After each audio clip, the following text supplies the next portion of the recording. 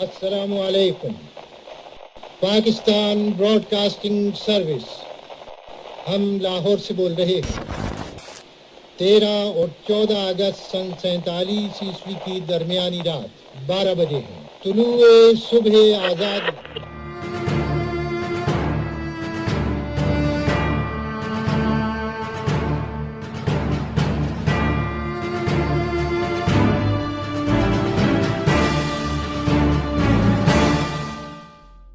ستائیس رمضان المبارک 14 اگست 1947.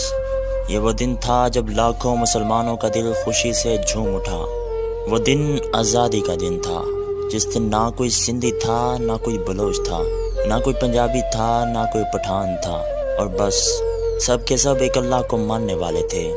مسلمانان ہند نے آنسو بھری آنکھوں اور خوشی سے دھڑکتے دل کے ساتھ جب آزادی کا اعلان سنا تو اپنے رب کے حضور سجدے میں گر گئے. اللہ رب العزت نے انہیں انگریزوں اور ہندوؤں کے تسلط سے آزاد اپنی ایک سرزمین، اپنا ایک الگ ملک عطا کر دیا تھا.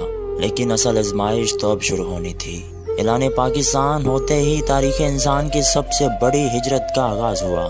تقریباً 1,20,00,000 سے زائد انسان اس ہجرت کا حصہ بنے، جس میں 65 لاکھ سے زائد مسلمانوں نے انڈیا سے پاکستان کی طرف رخ کیا. 55 لاکھ ہندو اور سکھوں نے بنگال اور پاکستان سے انڈیا کی طرف حرکت کی. یہ ہجرت مسلمانان ہند کے لیے کسی ڈراؤنے خواب سے کم نہ تھی. ہندو بنیا ہرگز مسلمانوں کو ایک الگ ملک نہیں دینا چاہتا تھا، اور بالخصوص انڈیا سے جانے والے مسلمانوں کو بدترین اور غیر انسانی سبق دینا چاہتا تھا. ہندوؤں اور سکھوں نے سن 47 کی ہجرت میں حیوانیت کے نئے ریکارڈ قائم کر دیے، جس کی مثال چنگیز خان کے بعد تاریخ میں شاید ہی ملے. 10 لاکھ کے قریب مسلمان مرد، عورت، بچے، بوڑھے شہید کر دیے گئے. نوجوان بچیاں جیڑیاں وچ گڈی دے چاڑیاں وا ٹرین دے. اچھا ادھروں جسلے گڈی آئی آ تے ادھروں جسلے گڈی آئی تے ساڈے مسلماناں دیاں بچیاں دے شیر وڈے ہوئے. اچھا نک وڈے ہوئے، کان وڈے آیا. صرف جالندھر میں ہی سکھوں نے سینکڑوں مسلمان لڑکیوں کو برہنہ کر کے پریڈ کروائی اور پھر اجتماعی زیادتی کا نشانہ بنا کر قتل کر دیا. کتنی ہی جوان لڑکیوں نے اپنی عزت بچانے کے لیے کنویں میں چھلانگ لگا کر خودکشی کر لی تھی، یہاں تک کہ کنویں اوپر تک بھر گئے. اعداد و شمار کے مطابق تقریباً 1 لاکھ مسلمان عورتوں کے ساتھ جنسی زیادتی کی گئی. نومولود اور چھوٹے بچوں کو اچھال کر نیزوں اور تلواروں میں پرو دیا گیا. صرف 1 منٹ کے لیے آپ اپنے آپ کو اس باپ یا اس بھائی کی جگہ رکھ کر سوچیں جس کی آنکھوں کے سامنے اس کی بہن، بیٹی، بہو کے ساتھ اس طرح کی درندگی کی گئی ہو. اس باپ یا ماں کی جگہ اپنے آپ کو رکھ کر سوچیں جس کی آنکھوں کے سامنے اس کے جگر کا ٹکڑا نیزے میں پرو دیا گیا ہو. جبکہ پارٹیشن کے دوران بہت سے ایسے ہولناک واقعات سننے کو ملتے ہیں. ایک صاحب جن کا نام مسعود الحسن تھا، پاکستان بننے سے پہلے فوج میں ڈرائیور تھے. ہجرت کے دنوں میں ان کی ڈیوٹی میں فساد والے علاقوں سے لوگوں کو نکال کر لانا بھی تھا. کتنے ہی علاقوں میں انہیں لاشوں پر سے پوری سپیڈ سے ٹرک گزارنا پڑا، کیونکہ اگر وہ رکتے یا رفتار آہستہ کرتے تو ہندو اور سکھ حملہ آور ان پر حملہ کرتے تھے. ان کے پاس اتنا وقت بھی نہ تھا کہ رک کر لاشیں ایک طرف کر دیتے. ایک اور بزرگ خاتون کے مطابق جب وہ امروہہ سے بزریہ ٹرین آ رہی تھیں، اسٹیشن انتظامیہ ہر طرح کا حفاظتی سامان، یہاں تک کہ چھوٹے چاقو اور پان کی چھالیاں کاٹنے والے سروتے تک چھین لیتے تھے تاکہ کسی بھی طرح کا ڈیفنس نہ کیا جا سکے. ٹرین کا ہندو ڈرائیور جو اس وقت شدید نشے میں تھا، اس نے جان بوجھ کر ٹرین روک دی اور کہا کہ اگر سواریوں نے اسے اپنا مال نہیں دیا تو وہ گاڑی نہیں چلائے گا. جب لوگوں نے اپنے مال میں سے بڑا حصہ اسے دے دیا تو اس خبیث نے گاڑی چلائی. خوف و ہراس کا یہ عالم تھا کہ مسلمان آبادی والے محلوں میں لوگ رات کو اپنی چھتوں پر رہتے تھے. ایک گروہ سوتا تو دوسرا پہرا دینے کے لیے جاگتا تھا. ایک لمحے کے لیے امیجن کریں کہ ہر طرف آگ لگی ہو، بچوں کی لاشیں نیزوں اور پرچیوں پر لٹکی ہوئی ہوں، زخمیوں کی چیخوں پکار ہو، جوان مردوں اور عورتوں کی لاشیں پڑی ہوئی ہوں، کسی کا سر کٹا ہو، کسی کے بازو یا کسی کی ٹانگیں، کنویں لاشوں سے بھرے ہوئے ہوں، کوئی مدد یا بچانے والا نہ ہو. یہ کیسا خوفناک اور دردناک منظر ہوگا. کتنی ہی ٹرینیں جب پاکستان پہنچی تو ان میں صرف لاشیں ہی لاشیں تھیں.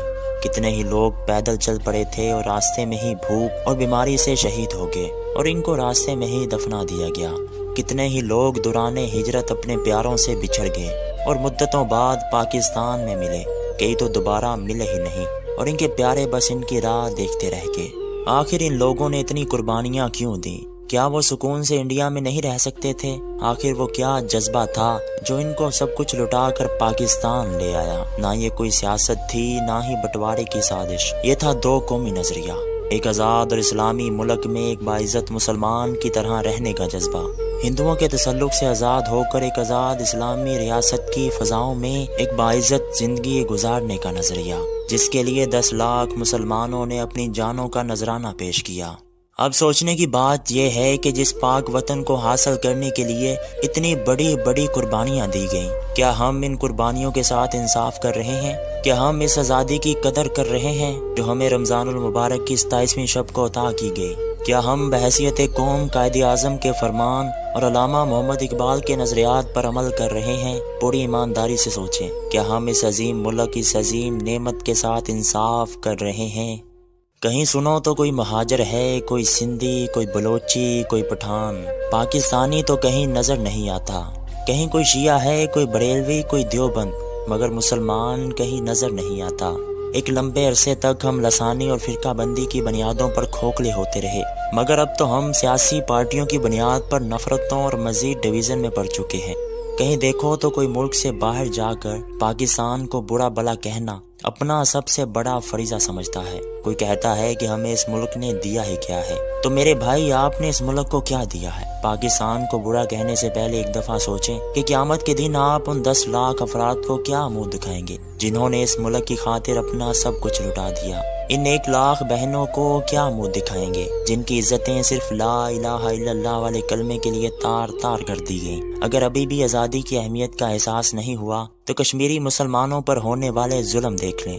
دعائیں دیں قائد اعظم محمد علی جناح اور ان کے ساتھیوں کو جو قبل از وقت ہندوؤں کے ارادے بھانپ کے اور جن کی ویژنری لیڈرشپ نے اللہ کی مدد سے آپ کو یہ آزاد ملک دلوا دیا۔ آخر میں میری سب سے یہی گزارش ہے کہ اپنے ملک کی قدر کریں۔ آزادی ایک نعمت ہے، اس نعمت کی قدر کریں اور ملک کو ایک عظیم ریاست بنانے کے لیے کوشش کریں۔